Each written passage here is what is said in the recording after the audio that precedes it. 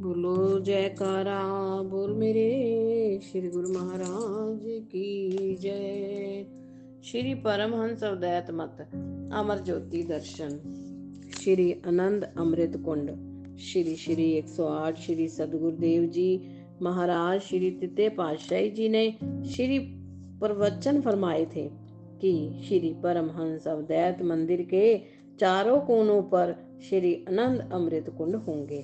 इन श्री आनंद अमृत कुंडों में से सब लोग चरणामत लेंगे और श्रद्धा एवं भक्ति से पूर्ण हो अपने जीवन का कल्याण करेंगे। इन पावन प्रवचनों को साकार रूप प्रदान करने के लिए श्री श्री 108 श्री सदगुरु दाता दयाल जी श्री पंचम पातशाही जी महाराज ने इन श्री आनंद अमृत कुंडों की 16 अक्टूबर सन 1990 को पावन कर कमलों से नींव रखते हुए अमृत तुल्य श्री वचनों में फरमाया।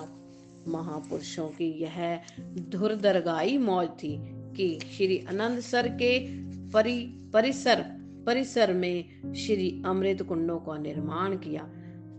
आज उस मौज को पूर्ण करने के लिए इनकी नींव का मुहूर्त किया जा रहा है।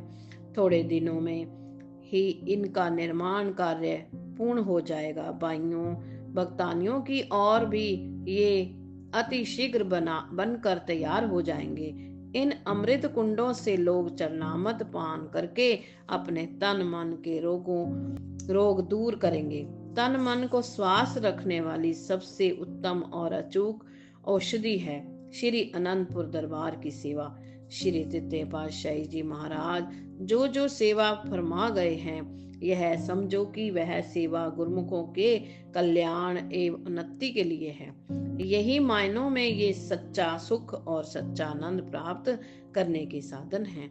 महापुरुष समय अनुसार इस धराधाम पर आकर परमार्थ भक्ति का पथ दर्शाते हैं और गुरुमुखों को सदा सदा के लिए सेवा की सच्ची दात को प्राप्त करने के लिए साधन जुटाते हैं। गुरुमुख जन इस सेवा को प्राप्त करके और इसमें अपना दिल लगाकर अपने जीवात्मा का कल्याण कर लेते हैं, जो इस मानुष जन्म का लक्ष्य है। जो साधन बने हुए हैं, गुरुमुख जन इससे पूरा पूरा लाभ उठाते हैं।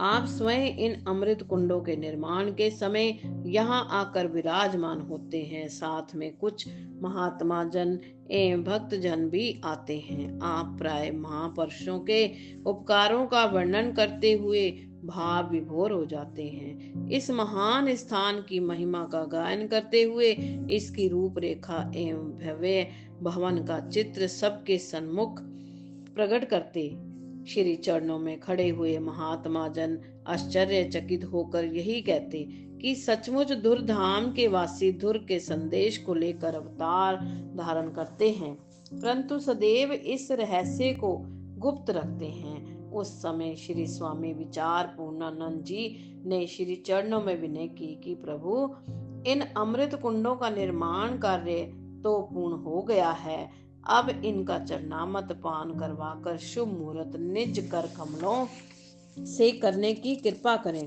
श्री प्रभु जी ने आपकी ओर संकेत करते हुए गहन भाव से फरमाया कि शुभ मुहूर्त के इस कार्य को समय आने पर आप स्वयं पूर्ण कर लेना।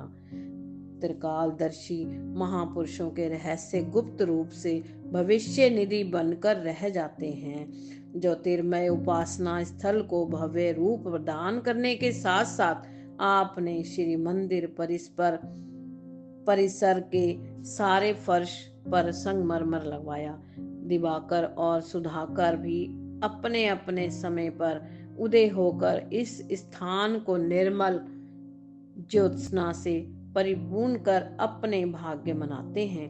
सारांश यह है कि ये सब स्थान श्री परमहंस अवधूत मंदिर, श्री आनंद शांति भवन, श्री आनंद शांति धाम, श्री आनंद अमृत कुंड जो कि श्री आनंदसर के अंतर्गत है, ये सब ज्योतिर्मय उपासना स्थल हैं। श्री आनंदसर इन स्थानों की सीमा बना हुआ है।